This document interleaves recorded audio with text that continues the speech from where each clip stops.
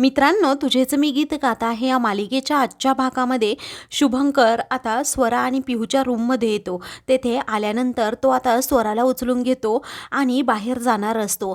तोच आता पिहू उठते आणि म्हणते, अहो शुभंकर अंकल, तुम्ही माझ्या स्वराला का घेऊन चालला आहात?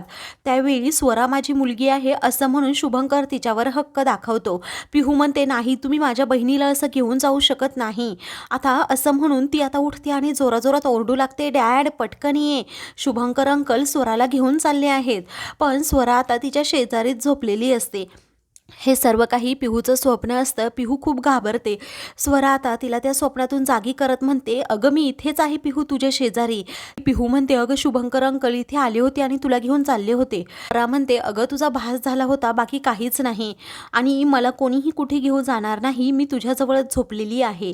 त्यावेळी आता पिहू म्हणते, पण तरीही मला भीती वाटते असं म्हणून ती स्वराच्या मांडीवर स्वरा ही मनातल्या मनात विचार करू लागते, पिहू तुला कसं सांगू, अगं तू आणि मी, आपण दोघीही बहिणी आहोत. मी मल्हार सरांची मुलगी आहे. तर आता शुभंकरला ऑक्सिजन लावलेला असतो. तो अजूनही बेशुद्ध असतो. जी नर्स तेथे असते तिला आता नेमका डोळा लागलेला असतो. त्यावेळी आता विक्रमने जो पाठवलेला खोटारडा डॉक्टर असतो, तो डॉक्टर आता शुभंकरकडे पाहू लागतो आणि शुभंकरचा गळा आवळणार असतो. तेवढ्यातच आता ती नर्स उठते. तर आता तिला काही न समजण्याच्या आत तो पटकन हात मागे घेतो. त्यामुळे त्याचा हा प्लॅन फसतो. ती म्हणते, सॉरी हां डॉक्टर, अहो मला माफ करा, माझा डोळा लागला होता, मी फ्रेश होऊन येते असं म्हणून ती फ्रेश व्हायला बाहेर जाते. त्यावेळी आता डॉक्टर हा रागातच शुभंकरकडे पाहू लागतो, कारण शुभंकरला मारण्याचा प्लॅन आता विक्रमच्या मदतीने त्याने केलेला असतो.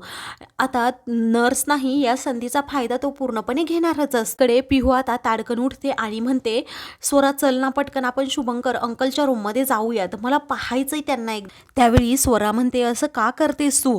तेव्हा पिहू म्हणते, नाही, मला काहीतरी विचित्रसारखं वाटतंय. स्वराचं न ऐकताच पिहू लगेच शुभंकरकडे जायला निघते. त्यानंतर इकडे आता तो खोटा डॉक्टर शुभंकरच्या तोंडावर असणारा तो ऑक्सिजन मास्क काढतो, गळा आवळून त्याला मारण्याचा प्रयत्न करतो. आता शुभंकरला खूप वेदना होऊ लागतात, त्याला खूप त्रास होऊ लागतो. तेवढ्यातच पिहू आणि स्वरा या दोघीही दार उघडून आतमध्ये पाहतात. तर त्या दोघीही हे भयंकर दृश्य पाहतात की शुभंकरला मारण्याचा हा डॉक्टर प्रयत्न करतोय. तेव्हा दाढीवाले काका असं स्वरा ही जोरातच ओरडते. तर पिहू आता जोरात ओरडते आणि म्हणते की तुम्ही हे काय करताय, तुम्हाला कळत नाही का? तो डॉक्टर आता खूप घाबरतो आणि तेथून पळून जाण्याचा खूप प्रयत्न करतो. पिहू आणि स्वरा या दोघीही त्याच्या पाठीमागे लागलेले असतात. डॉक्टर आता हॉलमध्ये येतो आणि बाहेर पडण्यासाठी रस्ता शोधत असतो. त्याच वेळी आता स्वरा आणि पिहू या दोघीही झोपलेल्या मल्हारला उठवतात आणि म्हणतात की अहो हा डॉक्टर आहे ना, तो आपल्या शुभंकर अंकलला मारण्याचा प्रयत्न करत होता. आता मल्हारला काही सुचत नाही काय करावं. स्वरा म्हणते, अहो गुरुजी पकडा पटकन. पिहू म्हणते, डॅड अरे पकड पटकन त्या माणसाला. तेव्हा आता मल्हार त्याला पकडणार असतो, पण तो दुसऱ्या दारानेच बाहेर जातो. बाहेर गेल्यानंतर मल्हार त्याच्या पाठीमागे धाव घेतो. त्यावेळी आता सर्वजण त्याला पकडणार असतात, परंतु समोरून रिक्षा येते, त्यामध्ये बसून तो तेथून पळून जातो. इकडे आता मोनिका शुभंकरच्या रूममध्ये कोणीच नाही या संधीचा फायदा घेऊन ते येते आणि पाहते तर शुभंकरच्या तोंडावर असणारा ऑक्सिजन हा बाहेर असतो. ती आता त्याच्याकडे खूप रागात पाहते. आता शुभंकरला खूप त्रास होत असतो. मोनिका पाहते, पण आता मनातल्या मनात ती विचार करू लागते, सनी आता तुझा गेम ओव्हर होणार आहे, म्हणून ती त्याचा आता गळा आवळणार असते. तेवढ्यातच शुभंकर जोराजोरात श्वास घेऊ लागतो आणि तिचा हातच पकडून ठेवतो.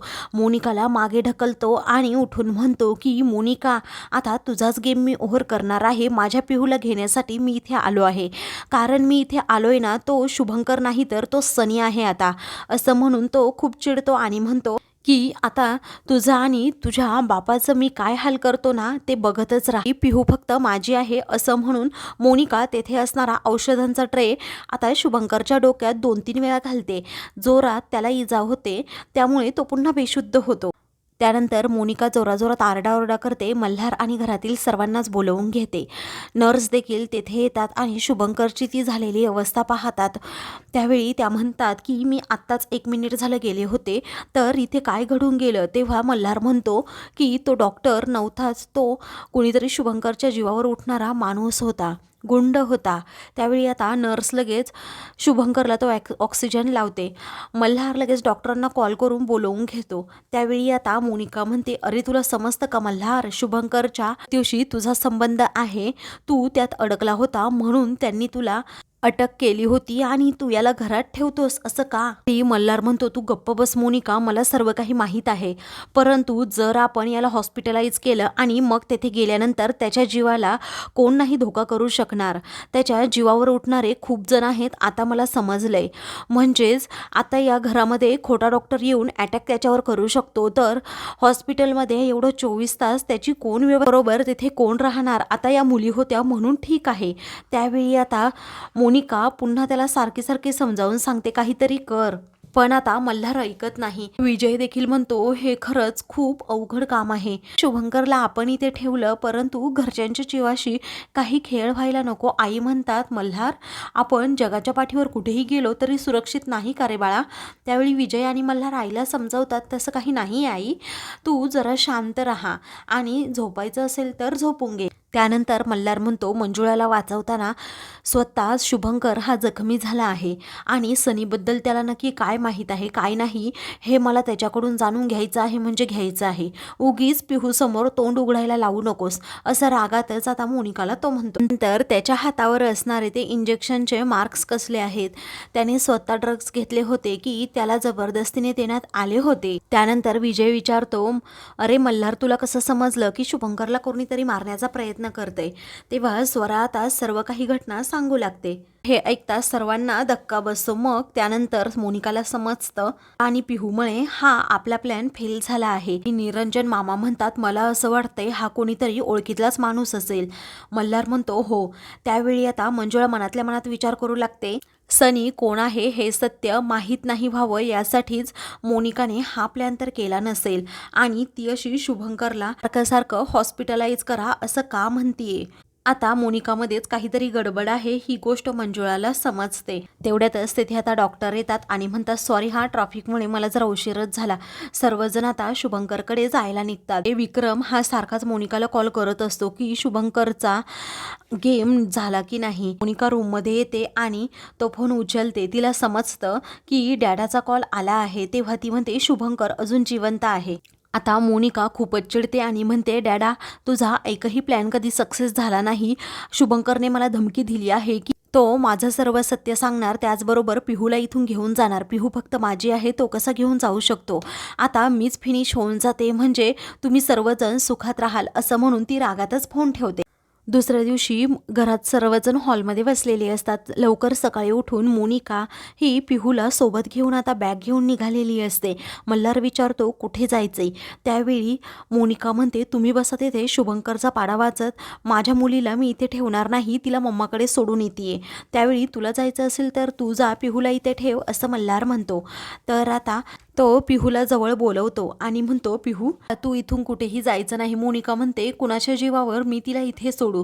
तुझं तर लक्ष फक्त शुभंकरकडे आहे. त्याचवेळी स्वरा तेथे येते आणि शुभंकर अंकल शुद्धीवर आल्याचं सांगते. त्यावेळी घरातील सर्वांना आनंद होतो. सर्वजण शुभंकरकडे जातात. मोनिका आता प्रचंड घाबरते.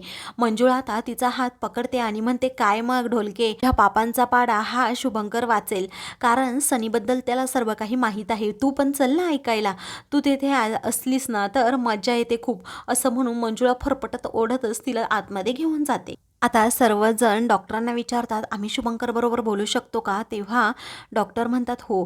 आता ते आणि नर्स बाहेर जातात.